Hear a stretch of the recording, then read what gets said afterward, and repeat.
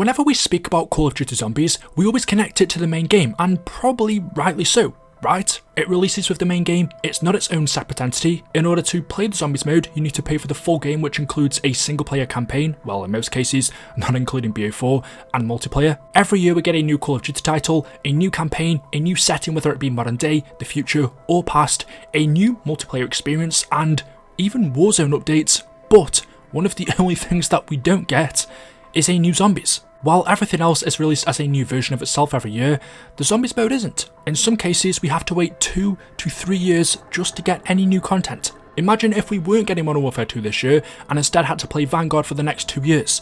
That's what being a Zombies player is. Now of course this isn't just exclusive to this franchise, many other games don't have yearly releases. GTA, Battlefield, Halo, those in my opinion are similar in terms of having solo and online gameplay. Then we also have God of War, Spider-Man, Assassin's Creed, very popular mainly single player games with less replayability. And I say that just because in single player games, once you've completed them you have nothing new left to do other than continuing to explore the world. It's no shock multiplayer games have more replay value, mainly because you're competing against other players. Anyway, those games I've just listed don't release every year, unlike Call of Duty, but don't, I feel, suffer from making you feel like there's nothing to do until the next game, leaving you feel empty, bored, and eventually leading into other emotions, hatred. Let me just rewind. This video is specifically meant to be about the Zombies mode, but it's so hard to separate the two when, well, they come as one, but they're totally different.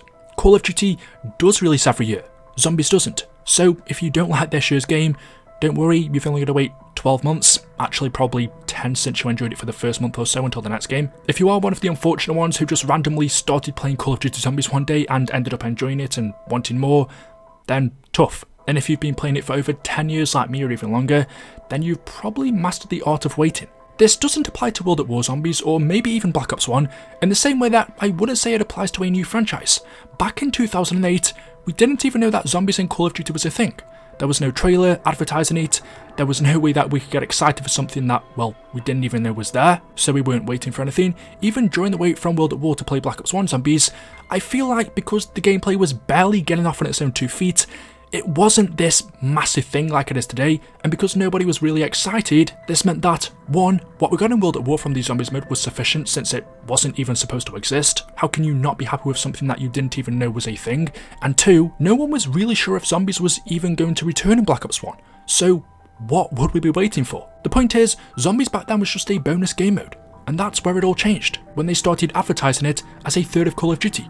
Every tryout game after, you will come to expect a campaign, multiplayer, and zombies. During the wait from Black Ops 1 to Black Ops 2, from 2010 to 2012, unlike now, there was a 2-year development cycle. Treyarch would release their game 1 year, Infinity Ward would release their game the next, and then it would cycle back to Treyarch. Infinity Ward's third mode was usually Spec Ops, although we did later get alternatives like Extinction and Zombies, but by this point, the Zombies mode had become synonymous with Treyarch. Black Ops 1 released with 2 Zombies maps, we got 4 more as DLC throughout the year and finished with a total of 9 with the addition of the remaster of World at War maps. That combined with the still fresh feeling that Zombies had, and only having to wait 1 year by the time that game ended until Treyarch's next game, made you feel like there wasn't much time to pass until Black Ops 2 Zombies. By this time, waiting for Black Ops 2 Zombies, I was excited. Treyarch's iteration of Zombies was exciting. I personally never really had an interest in zombies as a whole. Any Zombies movie I found quite cringe.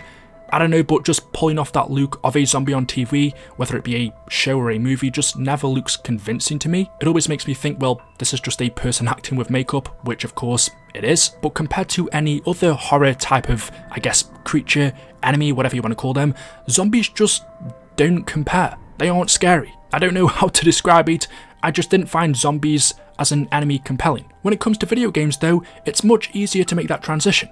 Is it because in my mind zombies are a lot more cartoony, so seeing them in video games where you can get that look is a lot more realistic to me? Even then in video games, it could be Dead Island or Resident Evil, I enjoyed watching other people play them, just not me actually playing. COD's version of Zombies was different though. In 2013 it was announced that there would now be a 3-year development cycle for Call of Duty and Sledgehammer Games was added. While their third game mode would also be Zombies, that did mean that there was now a 2-year gap instead of a 1 year between Treyarch's version.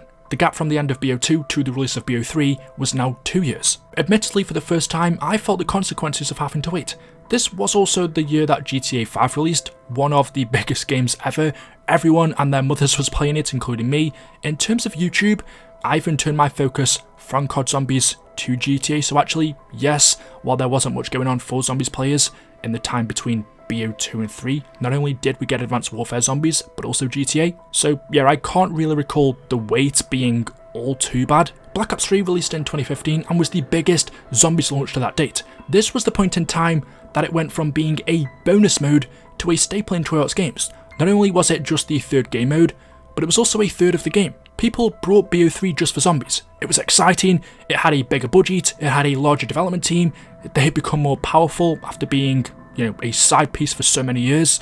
However, with great power comes great responsibility, and now having built up a large fan base, this meant larger expectations. People were less patient, no longer willing to give out the same excuse that they previously could have. Oh well, it's just a bonus game mode, it shouldn't even be a thing, Zombies only has a small dev team. Luckily, BO3 on the most part kept people entertained. The only real issue I can remember was a lot of the community complained about the wait time and disappointment when it finally did arrive of DLC 3, which was Zetsubo Shima. But overall, because of the steady stream of good high quality content, players were not only happy during its release, but after as well with Zombies Chronicles, and because of this, it meant that a 2-year gap that people had to wait until their next game, BO4, didn't feel that long.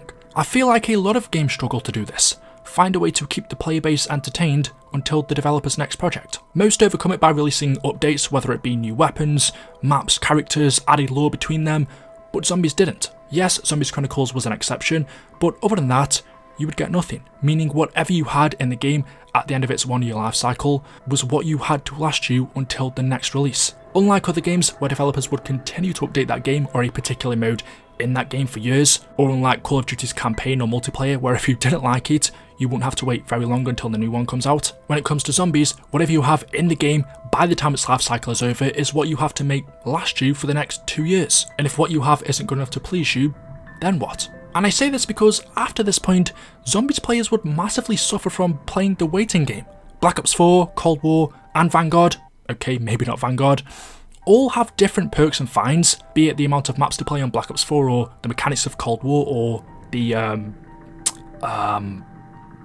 something of Vanguard, whether it be the unlike perk system of BO4 or the lack of maps in Cold War or Vanguard altogether. Whether you like these games or not, I feel was irrelevant.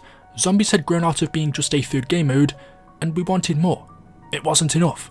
People wanted it to become a standalone game, free from the shackles of Activision, and able to be its own thing. Since the end of BO3, I don't think the community has ever really been content with what Call of Duty Zombies is. It was still, deep down, even though us players or developers won't say it, the third game mode, not the priority. We wanted the same amount of support that multiplayer got. We were no longer satisfied with having to wait years for new content. I mean, how long have people been asking for a Zombies Chronicles 2? Maybe we became greedy, maybe our expectations are too high, did we do that? Or Treyarch?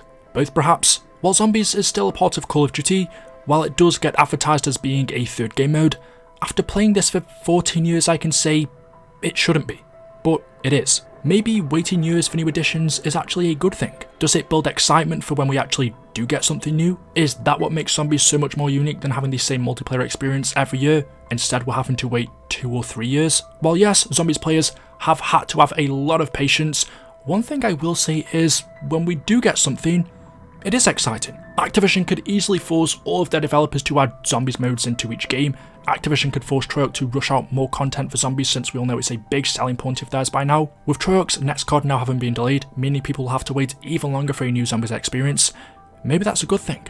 As the man himself once said, a delayed game is eventually good, but a rushed game is forever bad. And we've seen before, if something is good, then it's enough to last.